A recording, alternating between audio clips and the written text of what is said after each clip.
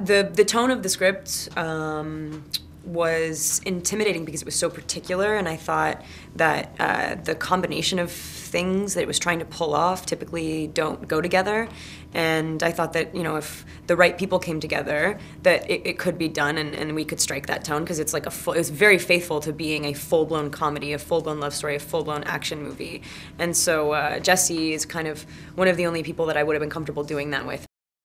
But it's just these kind of sweet stoner kids in the middle of the country, just trying to get through their day. And then one night, this strange woman comes to my store, and this convenience store where I work, and she basically activates me, and I am a trained fighter. And have forgotten my past. And then the CIA is coming to wipe us out, so we have to defend ourselves, me using my kind of special fight training that I've learned and forgotten about, and also anything we can get our hands on. So the first time I have to defend myself, I'm eating a bowl of soup, so I have to use a spoon. I think the audience probably will be able to put themselves in our shoes. We're not action stars, we're real people, and I think people will be able to kind of live vicariously through us, and both be terrified with us, and also kind of feel that heroic feeling that you feel when we're actually defending ourselves. It's cool to watch two people that look fairly incapable stand together and find this unity and strength, and in a heightened situation, that, your true colors usually come out, and so you see these kids that are kind of stunted and weird and smoke a lot of pot, and then all of a sudden they're wow, I know who, we know who we are now, and you make so much more sense to me, and then so the love story is really satisfying, so it's sweet. Probably the most unusual scene of the movie is towards the end of the movie.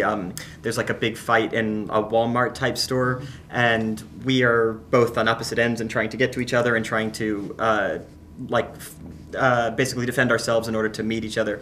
And again, we're pacifists. We don't like violence, so we don't come with weapons, so we just end up using whatever's in the store. And it's really creatively done. It's also really creatively shot, because it looks like it's one fluid shot. It was really difficult to do, and we had to train for weeks in order to kind of learn how to do the stunts. So I was looking forward to it, and also really relieved when it ended.